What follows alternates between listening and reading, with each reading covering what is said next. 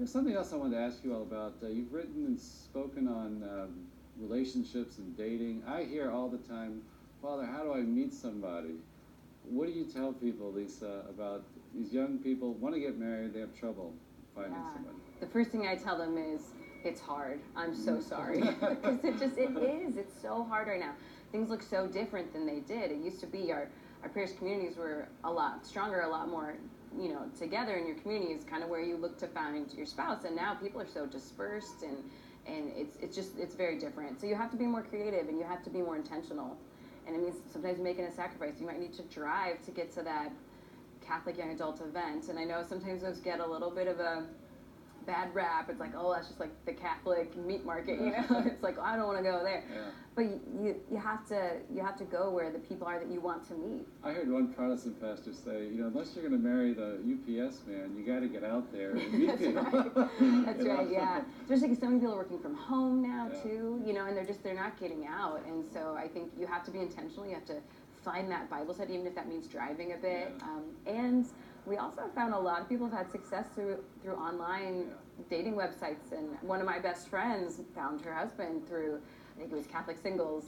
Are we still kind of sheepish? My generation definitely. Yeah. Like online. Yeah. But it's much. I heard like a quarter of marriages today started online. Oh my gosh. Yeah. I think that stigma's kind of gone away. At least I think more and more people are open to it because they've grown up online. Yeah. And so they're like, well, that's how I was with my, talked to my friends in junior high was through Facebook. Like, so there's more a comfortable feeling with it.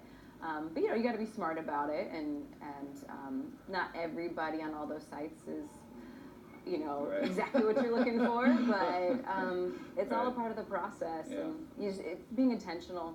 I think sometimes we think, well, I'll just sit here and wait and God will bring the perfect person. And no, we actually have to kind of be more intentional now than ever before. Yeah. I think the same is true in religious life. We give advice, hey, go visit these communities, and God works with that. He guides us, and there's that cooperation with our action and His Holy Spirit working.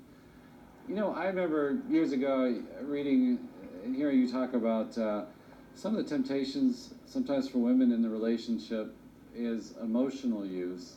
And this just blew the doors off of my world. I never thought of it. You speak a lot to young women. What do you tell them about that? That there's like an emotional kind of modesty even, right, in the relationship, that there's something that's proper to marriage, even emotionally, it doesn't begin before marriage. There's so much I could say on that. So I think that especially for those that are solid Catholics and they're like, I'm doing everything right, like my relationships are pure and chaste, but I'm still having so much trouble. Oftentimes they say, well, how are things on the emotional side? Like, how are you handling things emotionally? And I think that it's easy for the emotions to get a little twisted because we are so in love with the idea of love that sometimes rather than love being something where we're trying to will somebody's good, we're trying to fill a void. Right. And so there's ways we can use each other emotionally, whether that be as like a security blanket, like, oh, if I just have a relationship, or, we expect somebody to be our savior in a relationship, it can twist something good, this desire to have companionship in a relationship, into something that's not necessarily pointing towards the good anymore because you're just trying to fill a void, and so you're using this person. So there's many ways that really we can do this, and JP2 talks about this a lot in Love and Responsibility. The way that the emotions get twisted in relationships. And I think that's something we need to be aware of and needs to be talked about, because sometimes that's the key behind why things aren't working so well. Yeah. I know the thing that we've talked a lot about in the interviews this weekend, too, is just, a lot of this stuff's made for marriage. You can't start, you can't have this complete openness before marriage, and so it's healthy, it works in the context of this committed, lifelong relationship. Yeah, I'll sometimes use the analogy of like the temple.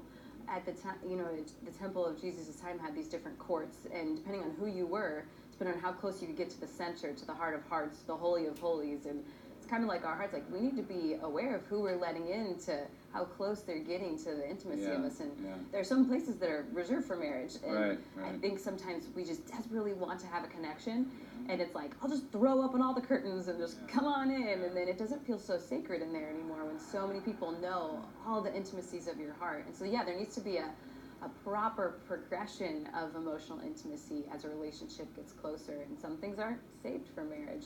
Yeah, and it seems like the technology of our culture is so quickly advancing. The culture itself that protects and grows up around the human person can't stay with it. And so we have to find community, we have to humanize it, find ways of relating. Do you see that? That's one of the things I like about Focus too. You see young people incarnating the gospel in their life. Do you see like this revival maybe of a healthier culture of interaction and stuff in your work? Or I think so. I think what Focus does that's amazing is they build community. And I think so often people feel so isolated, and they think they're having human interaction and connection because they're looking at on their phones. It's like, oh, well, I caught up on their life because I watched their Instagram story or their Snapchat feed. It's like, well, that's not a real connection. Real connections happen face to face. And so what Focus does is it really works on, we're going to get together for Bible study, we're going to go out to coffee, we're going to have the face-to-face interaction. That's a key to how they build relationships.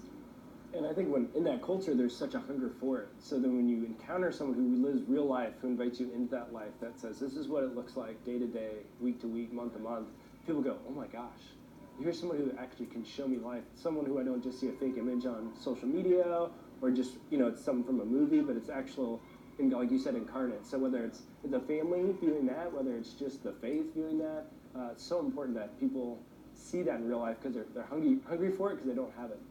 yeah, there's something about that presence of each human person that you just got to be brought together. Yeah. There's something that happens there. Well, thank you so much for talking with us. It's great to see you Appreciate it. again. Thanks for having us Awesome. on. Good to see you.